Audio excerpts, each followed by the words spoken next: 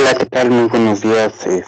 Por aquí veo que está Jack y Giovanna, ¿verdad? Por el momento. Ok. Muy bien.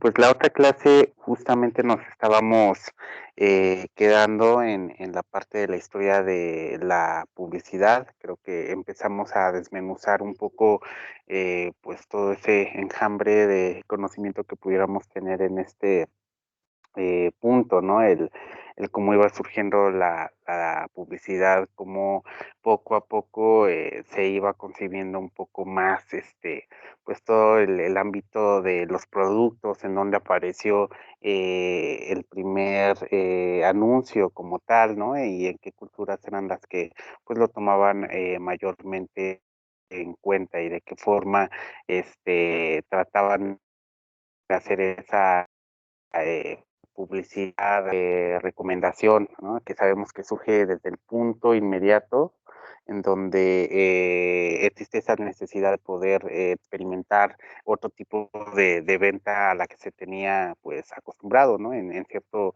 modo y en cierto momento de la historia. Ya estuvimos recapitulando un poquito más, estuvimos revisando lo que pasaba en Mesopotamia, estuvimos revisando qué es lo que ocurría en Grecia, ¿no? Nos quedamos hasta esta parte de los heraldos, ¿no? Que cómo difundían pues la información a través de de la voz, cómo eran personas muy preparadas que dentro de la sociedad en la que ellos estaban, ¿no? Formaban una parte importante por el buen desenvolvimiento de la comunicación oral y a través de esto, pues anunciaban y creaban un sketch directamente para la población, tanto hacía que estas personas, por la habilidad oral que tenían, pues llegaba un momento en donde podían ocupar también cargos importantes, sobre todo en la cultura de Grecia, ¿no? Que es lo que estuvimos viendo. Ok, y para ello nos quedamos en la parte de, déjenme ver, de la imprenta como tal, que fue lo que les dejé hasta hace un momento. Entonces, pues vamos a ir viendo un poco más de esta historia, que ya es la parte del siglo XIX, que es en donde pues justamente empezamos a ver el nacimiento de toda esta imprenta, de cómo vino a revolucionar pues lo que hoy conocemos como la parte de la parte ya impresa, ¿no? De la historia, de cómo ya las palabras empezaban a cobrar un poco más de historia, ¿no? Y sobre todo adaptados a la sociedad en la que vivían, pues como ya vamos a empezar a poder conocer un poco más de cómo se creó, de quién fue este señor, ¿no? Gutenberg como tal, cuál fue su premisa principal. Entonces, para ello les pedí igual que investigaran como algunos datos curiosos del tema, que pues ahorita es lo que vamos a ver. Entonces, a ver, para empezar, la imprenta como tal de Gutenberg, me gustaría ahorita saber también qué fue lo que encontraron, pero hay que dar primero los datos principales de esto, ¿no? Ya que si nos remontamos justamente a lo que habíamos visto de la arcilla, los antecedentes de la imprenta están por ahí más o menos de los 400 antes de Cristo, donde se utilizaban esos moldes que yo les decía en algún momento también de arcilla como tal, y sobre todo también los chinos ya en el siglo XI empezaban a utilizar piezas de porcelana para hacer reproducciones. Aquí ya la cuestión de poder hacer un tipo de publicidad o que fueron los primeros indicios, ya no era solamente yo quedarme o que el lugar determinado donde yo me encontraba vendiendo algún tipo de servicio o algún tipo de producto, no hubiera solamente un anuncio, ¿no? O sea, y aquí ya empezaban a preocuparse por duplicar precisamente pues todo lo que tenía que ver con las reproducciones como tal de esa, pues sí, de esa publicidad como tal, ¿no? Entonces, para ello se empezaron a crear todo este tipo de mecanismos en donde inicialmente se quería reproducir o se quería duplicar la información, ¿no? Entonces, ¿cómo podían hacer ellos que una misma información se encontrara en otro lugar, pero asimismo se estuviera haciendo publicidad de ese tipo de servicio? Pues para ello pues empezaron a ocurrir otros aspectos importantes, por ejemplo, la xilografía como tal, o xilografía, que lo conocen también en la parte de Latinoamérica, que eran aquellos paneles, ¿no? En donde directamente podemos ver relieves. No sé si conoce que un poco la técnica de la xilografía, en donde se hacen relieves completamente en paneles y de esa manera se pueden hacer reproducciones mucho más certeras y específicas, ¿no? De la tinta o a través de diversos compuestos orgánicos y a través justamente de lo que es el papiro o el papel como tal, se pueden crear reproducciones exactamente iguales, ¿no? Que hoy vendría siendo también como una parte de lo que es todos los mecanismos, no sé si en alguna vez han visto un pulpo en términos justamente de lo que es la impresión, por ejemplo, de playeras, ¿no?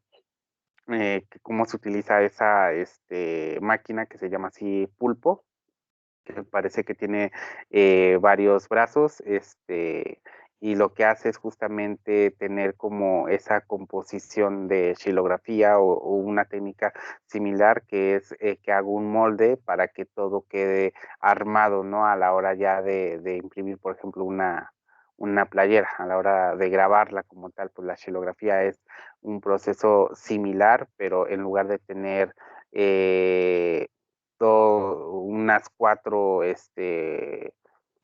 paneles, solamente tiene uno, ¿no? Y es como si hubiéramos hecho en algún momento también como un sello, ¿no? Para que me puedan entender, creo que es la manera como más certera o más cercana que podemos encontrarlo, como si tuviéramos un sello justamente.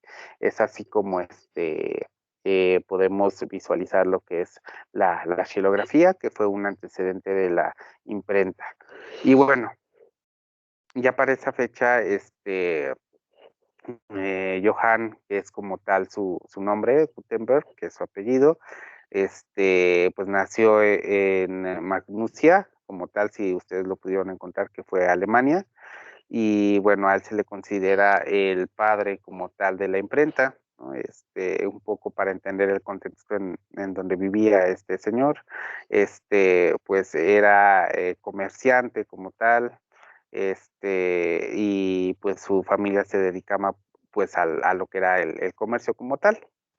Y pues él directamente pues empezó a tener como esa visión, ¿no? De poder utilizar aquel tipo de avance, ¿no? Que se pudiera encontrar a través de esas lecturas, a través de esas historias que se contaban muchas veces solamente pues sí, de boca en boca, ¿no? O que existían personas determinadas o que tenían esa capacidad filosófica para poder tener estos tipos de relatos en la gente, pero imagínense, era como solamente un cuento que una persona iba y que te lo contaba una y otra vez hasta que tuviera una nueva historia, ¿no? Existía como esa preocupación o esa forma de poder dejar congelado en el tiempo las palabras, que no solamente fueran de una manera mucho más volátil, ¿no? Que no el conocimiento no se centrara solamente en una persona, sino se pudiera compartir entre los demás. De ahí surge como esa necesidad que tiene Gutenberg de decir, ¿por qué no hacemos algo en lo cual esté establecido, existe un conocimiento que ya esté predeterminado como tal? Y me refiero predeterminado a que todo el mundo pueda tener acceso, o si bien vas a pagar por un conocimiento que alguien sabe y se esforzó por investigar, pero que existan como esos antecedentes en papel, en algo que yo pueda corroborar en algún momento si lo necesito consultar, que se pueda quedar algo de todas estas historias que nos han pues llevado en toda la vida, ¿no? Historias, leyendas, fábulas, a través del tiempo que lo podamos estigmatizar y en algo en específico como tal, ¿no? Y no solamente las reproducciones que muchas veces en esos momentos eran a mano, imagínense hacer un libro a mano y hacer otra reproducción a mano, el tiempo que tardaba, lo costoso que era y lo certero, ¿no? Que podría ser, porque si había un error tanto en la parte de gramática como en la parte de la contextualización, pues se perdía toda la información, el sentido de esta, ¿no? Entonces lo que dice Gutenberg precisamente es necesitamos mejorar esta impresión y a través de la xilografía no lo voy a poder hacer porque pues también es muy costosa la técnica como tal, entonces tengo que inventar algo en específico que me permita pues tener estos conocimientos de una mejor manera y lograr a cabo pues ese cometido como tal, ¿no? Entonces, pues ya un poco más tarde, a través de estas ideas que iban creándose, pues empezó a ver un poco más de arte como tal en la parte del metal. El metal en ese entonces sabemos que sobre todo en siglo XIX, siglo XX, pues no era caro. Fue un material que en esa época se empezó a explotar mucho más, ¿no? Y con la parte de poder calentarlo a temperaturas muy altas y de pronto poder manipularlo o crear algunos moldes, pues sabían que era una muy buena idea, ¿no? Para poder crear insignias, por ejemplo, también en aquella época ante las armaduras, ¿no? Que se tenían de ciertos soldados o demás, creo que era muy importante este descubrimiento, que era el derretir como tal el metal y lograr hacer piezas únicas con este punto. Pues fue así a través del tiempo, cuyo Gutenberg empezó a estudiar la universidad en Erfurt, en donde pues empezó a conocer más este tipo de estudio del metal, ¿no? Empezó a conocer un poco más acerca de las letras, un poco más acerca de la gramática, de todas esas historias que ya les comenté que existían. Entonces empezó a crear también una sociedad con Hans Reich, que como tal fue un socio que él pudiéramos decir que tuvo para la creación de la imprenta. Como que él ya tenía las ideas, ¿no? Una vez difundido la parte de esos conocimientos y de las técnicas que existían del metal, él dijo, ok, puedo derretir el metal, pero necesito pues una prensa como tal, ¿no? Una prensa que me ayude principalmente a lograr como este cometido. Empezó a hacer algunos planos de lo que iba a ser posteriormente la imprenta, que hoy se le añade su nombre, la imprenta de Gutenberg, en donde pues en toda esta idea que él tenía, pues era crear un panel a través de todas esas letras, a crear moldes de cada una de esas letras para poder crear un todo, ¿no? Y a través de eso ir formando palabras, ir creando iguales paneles de un cierto tamaño en específico con esas formaciones de esos moldes que se habían hecho. Una vez entintado, pues pasarlo igual a un papel y hacer un tipo de grabado como tal. Entonces, pues este señor empezó a ver un poco más, por esta parte de poder crear esta imprenta como tal. Y bueno, siguió con estos avances que se tenían con este tipo de invento que se estaba creando como tal. y bueno, fue a través de varios precedentes y varios momentos, ¿no? Que él tuvo esa fortuna de ir creando cada vez y más letras, que fueron ya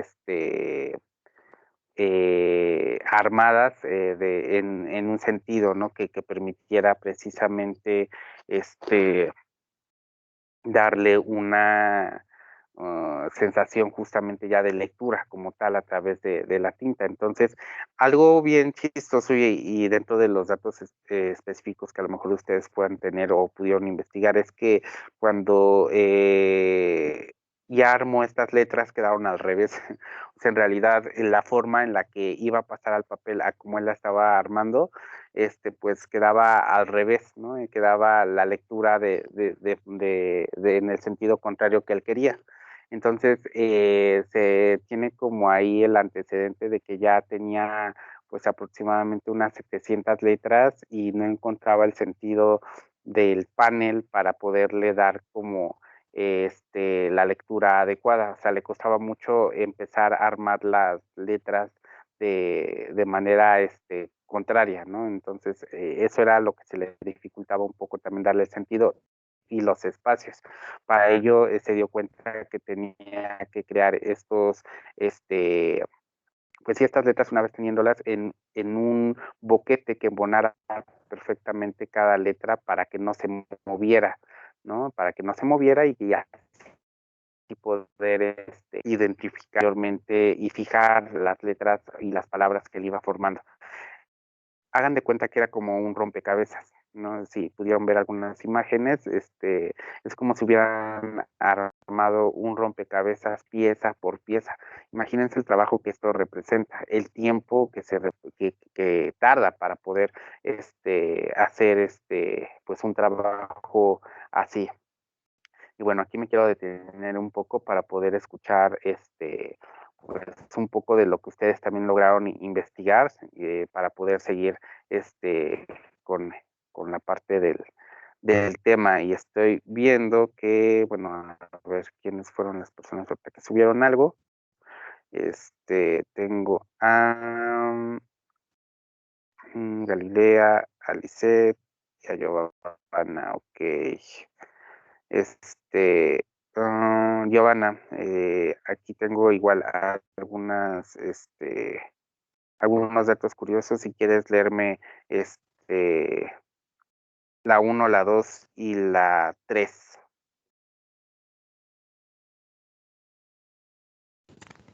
Ok. Bueno, la primera que yo encontré fue las primeras imprentas se elaboran en China. Dice que al preguntarte quién inventó la imprenta, seguramente pensarás en Johannes Gutenberg, pero su historia es mucho más antigua. Las primeras imprentas se retoman al siglo VI en la antigua China y eran matrices de, de madera que se empapaban en tinta y luego se imprimían en el papel. 2. Gutenberg se inspiró en las prensas de la uva para diseñar su imprenta. Aunque los chinos fueron los primeros en crear la imprenta, no se puede negar la importancia del aporte de Gutenberg a la impresión en Europa. Este ofrece eh, Orf- Orfebre Orfebre. alemán, perdón, diseñó una imprenta de funcionamiento mecánico para reproducir sobre papel u otros materiales. 3.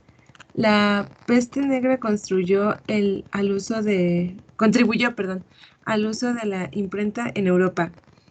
Antes del uso de la imprenta en el continente europeo, los responsables de hacer las copias de los libros eran los llamados monjes amanuenses Amanuel. o copistas. Durante la peste negra del siglo XIV, más de un tercio de la población europea desapareció por causa de la enfermedad. Ok, llegando hasta este punto, y eso es otro dato importante que lograste identificar. Bueno, tenemos dos, ¿no? Para ir entendiendo pues mejor el tema. Una vez que la peste negra justamente aquí dice que contribuyó el uso de la imprenta y que justamente estos monjes eran los que se dedicaban a crear libros. Imagínense, ellos fueron de esta parte de la población y fue una de las pestes más agresivas que ha tenido también la historia de Europa. Ellos eran como tal los escribanos, lo que hoy en día podemos conocer como escribanos.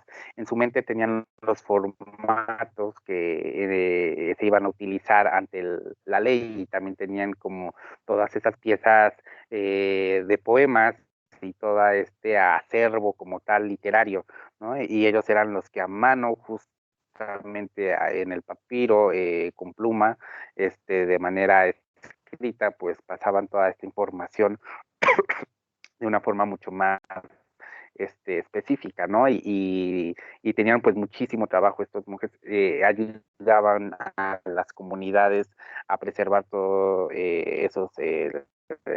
ese ambiente literario que se creaba en ese tipo de contexto social que ocurría en esos momentos, ¿no? Entonces, cuando pasa esta peste, acaba con la población y pues también evidentemente acaba con los monjes.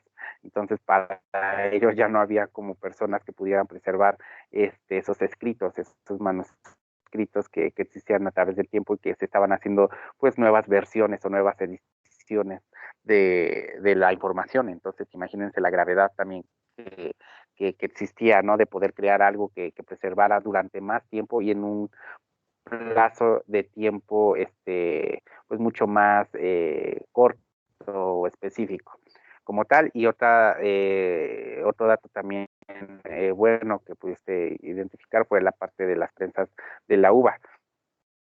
Como tal, estas prensas lo que hacían era que a través de una polea o de dos mecanismos que fueran como amarrados, se podía tener una plataforma, por ejemplo, de madera y en este caso también la fruta como tal. Entonces lo que se hacía era que se unían las dos, se creaba una resistencia en ambas, pues para que esto pudiera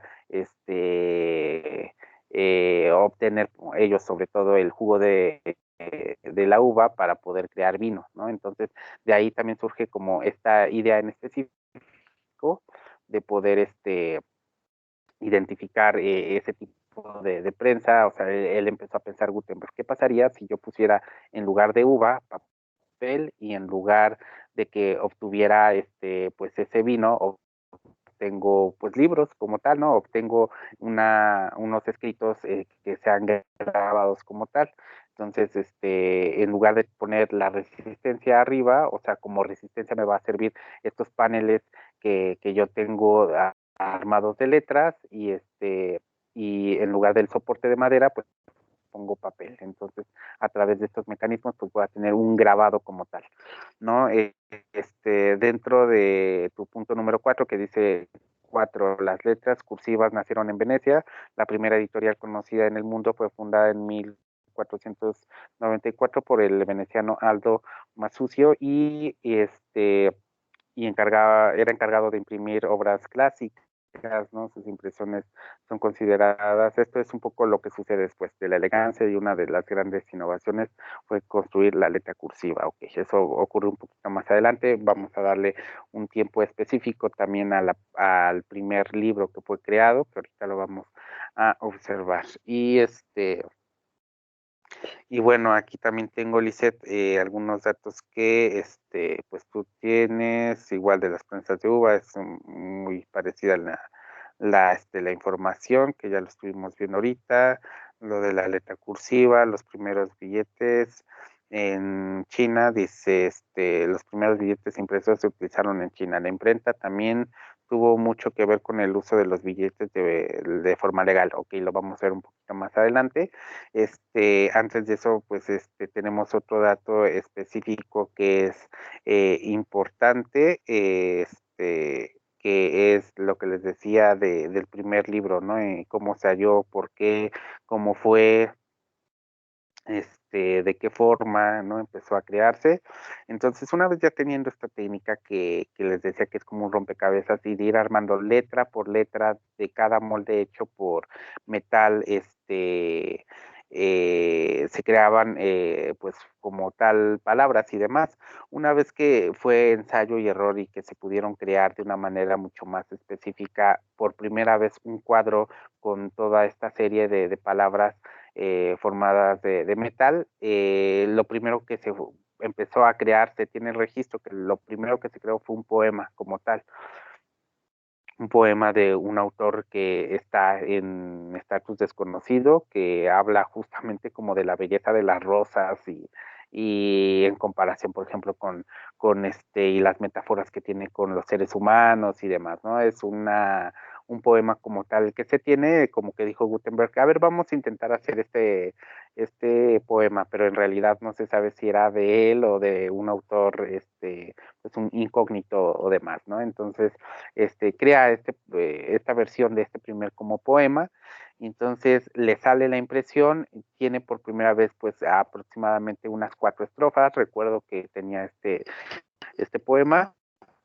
Entonces, una vez que ya lo tiene, dice, perfecto, ya me salió la impresión, ya pude hacer el mecanismo en donde conjunto pues las letras, estos paneles que ya creé como tal, más para darle el grabado, primero se utilizaron colores vegetales. Eso implicó otro tipo de investigación, ¿no? Porque antes de utilizar la tinta, se utilizaba, o más bien se quería utilizar, o la idea que tenía Gutenberg era de utilizar como productos orgánicos para que tuvieran acceso más las personas de una manera mucho más económica, a lo mejor a lo que se tenía en estos momentos, que la tinta también era cara, ¿no? Entonces que estaba buscando y estaba experimentando entre algunas tonalidades que daban, por ejemplo, colores, por ejemplo, plantas, el jugo o el extracto que también tenía de algunas frutas, se tiene el conocimiento, y también hasta de algunas plantas, ¿no? Entonces se daba cuenta que ya al hacer este prensado sí quedaba grabado, pero sabemos que lo orgánico, como su nombre lo indica, ¿no? Es tan orgánico que en algún momento iba a poder desaparecer o era absorbido por el mismo papel o por los rayos del sol, ¿no? Entonces no le daba la temporalidad adecuada que él quería, que era la preservación de esos escritos y del tiempo, ¿no? Que no pudiera corroer tan fácil lo que él quería plasmar en estos escritos como tal. Entonces es como que dice, pues ni modo, ¿no? Para hacer, creo que la tinta es el medio principal. Entonces lo que se ponía era sobre estas letras se ponían rodillos. Hagan de cuenta de esos rodillos que hoy en día podemos conocer como con los que pintamos las casas y demás, ese tipo de rodillos en una escala mucho más pequeña, se entintaban todos estos paneles de letras que se tenía ya armado con las palabras, y una vez de eso ya bajaba la prensa como tal, perdón, y se pasaba directamente al papel, ¿no? Y de esa manera pues iba obteniendo las réplicas, hasta que se puso un objetivo mucho más grande, se empezó a plantear objetivos que eran mucho más ambiciosos, ¿no? Dijo, pues a ver, ¿qué es lo que los monjes, los escribanos más querían preservar, ¿no? Y que más les costaba el trabajo? Dijo, pues creo que la Biblia podría ser una muy buena opción. Y he ahí el primer negocio de la imprenta como tal, en donde pues lo pensó bastante bien. La verdad es que lo pensó de una manera como muy asertiva, pero imagínense, o sea, cuántas hojas tiene aproximadamente la Biblia, y en ese tamaño y en esa construcción a escala que él estaba realizando, cuánto trabajo implicaba. Entonces se tienen los registros que para crear justamente la parte de la Biblia se utilizaba a través de 42 líneas que tenían que crearse a mano, letra por letra.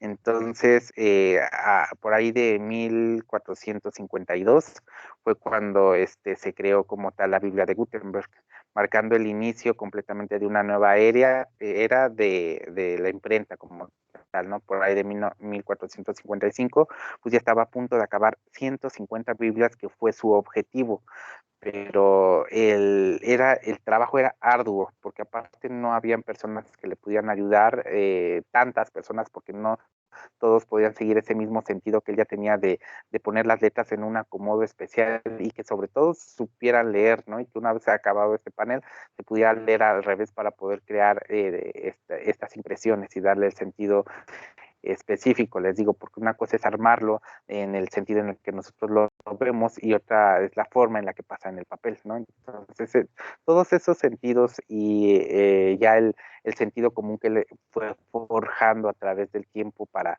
poder experimentar, sabemos que como todos, ¿no? Nosotros cuando experimentamos y lo ensayamos tanto, ciertas cosas, pues nos va a salir mejor. ¿No? Entonces, él fue el método empírico, que es el de a través de la experiencia, el que mejor le quedó para poder crear este tipo de invento como tal. Entonces, y sobre todo también cuando sacó este producto no fue de, ok, fue la primera Biblia, la vendo, ¿no? O sea, él dijo, hasta que tenga la 150 voy a empezar a ver si es negociable o si puedo crear como pues un comercio a través de esto, ¿no? Si lo puedo empezar a comercializar. Entonces, pues después de un arduo, pero trabajo al terminar, pues más de, se tiene el sentido, ¿no? Más de 857 en los registros, que eran hojas como tal de ese papiro ya con el grabado de esta Biblia, pues sacó estas 150 Biblias que eran comprometidas o que él estaba anunciando en ese momento a la población que iba a sacar. Pues más tardó obviamente en sacarlo, en el que fueron vendidas. ¿Con quién fueron vendidas estas piezas que son carísimas, carísimas, y que en los registros que se tenían, pues pudiéramos decir que una Biblia, ¿no? En esta época que salió a la venta, pues podría ser vendida o estaba vendida casi en unos 150,000 pesos mexicanos, hagan de cuenta, ¿no? O sea, haciendo un poquito como la conversión, en donde solamente tenían acceso a esta venta, pues, pues personas evidentemente que tenían un poder adquisitivo muy alto en aquella época. Se tiene en los registros en cuenta que eran parte del clero, eran parte de la política y de la religión, las personas que fueron adquiriendo estas piezas en especial. Digo, la iglesia jugó un papel importante porque de esas 150 Biblias, pues evidentemente se quedaron como 93, 95, ¿no? Para poderla difundir y poder predicar alrededor del mundo, pues de una manera mucho más específica y ayudando a los monjes y ayudando a los sacerdotes que iban surgiendo, pues a tener un orden más específico y poder portar toda esta información de manera más clara, ¿no? Y compacta, por decir así. Entonces, ya después de esto viene pues la parte de la encuadernación, que sabemos que fue otro tipo de problema también, pero la encuadernación ya se había inventado antes, ¿no? O sea, ya existían como estos cuadernos antiguos tipo libro, ya esa metodología o esa técnica ya también la tenían los chinos en la época antigua, entonces ya únicamente fue el conocimiento, ¿no? De poder coser todas estas hojas o poderlas pegar. Sabemos que hoy en día la mayoría de los libros no están cosidos, sino están pegados, ¿no? Los que hoy conocemos hoy en día tienen en la parte del cintillo, en la parte del lomo como tal del libro, tienen pegamento y a través de una técnica ya de encuadernación, pues se puede dar de una manera mucho más específica y durable. Pues en aquella época pues ya se empezaban a crear también este tipo de encuadernación a través del pegamento y a través de la costura, ¿no? Obviamente en aquella época también la encuadernación pues era muy cara, entonces salía mejor la parte también de la costura como tal. Entonces este señor pues ya logró su objetivo, dijo, no hombre, pues creo que me fue muy bien, ¿no? Con todas estas Biblias, creo que fue un buen negocio ese libro del mundo, ese libro que en donde vienen como estas escrituras que todos quieren escuchar, esto es poético, es pues una gran hazaña, porque por primera vez estoy logrando que se haga la venta y que comercialicé con las letras y con las palabras a través de un objeto que te permite ese acceso rápido, ¿no? Entonces, este señor pues lo logró hacer demasiado bien, logró comercializarlas, empezó a ganar pues mucha fama a través del mundo, empezó a crecer esta idea a través de España, Italia, Francia, Alemania, que fueron los países que realmente lo impulsaron todavía mucho más a poder crear nuevas ediciones. Es ahí donde se empezó a crear el término también edición. Digamos que estas primeras Biblias fueron la primera edición y en la segunda edición pues se creaban como todos estos encargos.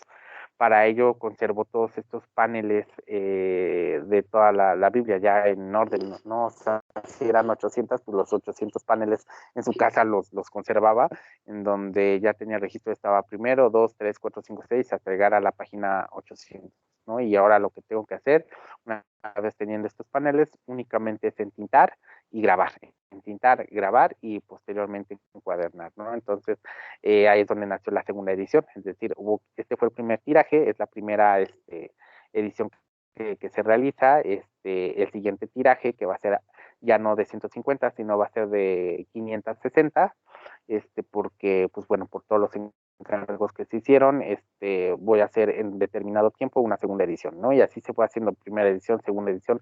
En ese entonces se grababan como primera edición A, segunda edición A, tercera edición A y luego con B, ¿no? Primera edición B, segunda edición B, tercera edición B, ¿no? De esa manera antes tenían como contemplados esos registros, ahora sabemos que las ediciones se marcan por años, pero en ese momento se marcaban por la primera letra, ¿no? Y se tenía como la identificación mayormente y precisa de lo que se estaba realizando. Entonces, así es como se creó la imprenta como tal. Posteriormente, en España ya sufrió pues algunos hallazgos en donde se podían crear de una manera mucho más práctica. Sabemos que ya en algún momento pues ya no se creaban todos estos paneles, ¿no? Simplemente ya se realizaban a través de técnicas mucho más avanzadas, digo, ya si llegamos como a los años de 1600 o 1613, 1689, pues ya se tenía, gracias a estos aportes, el conocimiento de sacar como algunas partes en específico, que eran entintado, papel, pero bueno, ya la parte de la letra, hagan de cuenta, ahorita me puse a hacer como esta analogía, que esos grabados o esas letras son las que hoy en día tenemos, también si alguien de ustedes conoció las máquinas de escribir, de esta manera, o sea, ese tipo de tamaño también de letras, y si ustedes han visto una vez que tecleas cómo sale,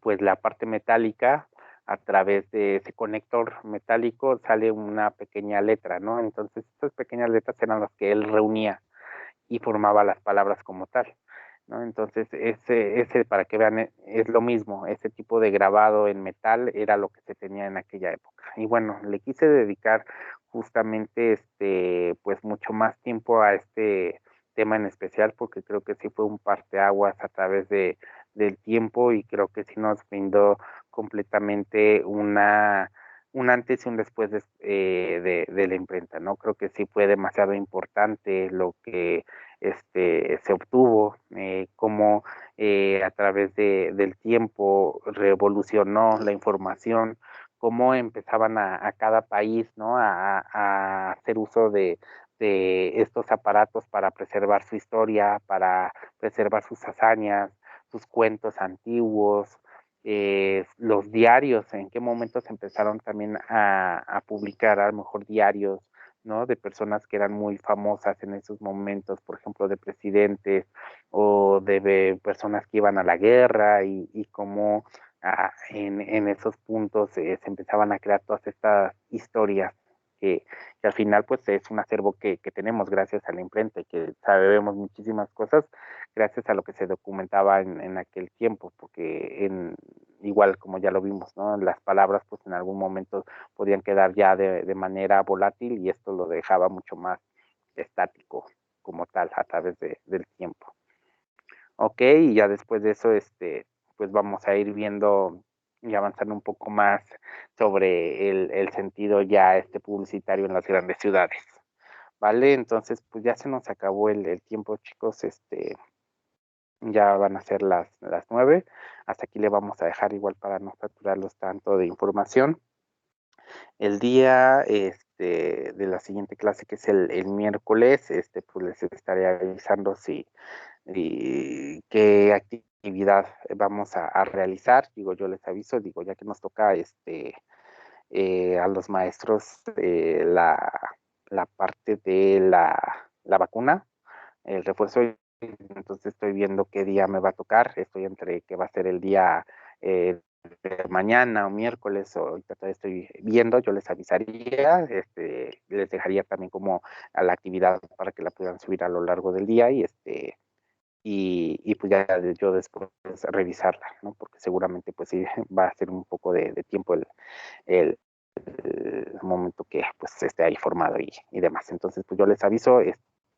Si me toca el día miércoles, pues no hay ningún, habría problema con ustedes justamente por la clase, pero si no, pues ya les estaré comentando, ¿vale? Si no les digo nada es porque pues ya no hubo problema y a lo mejor pude ir en otro momento, pero pues ya lo revisamos. Vale, no sé si tengan alguna duda hasta estos momentos, Andrea, Giovanna, Lisette, que son las que están conectadas.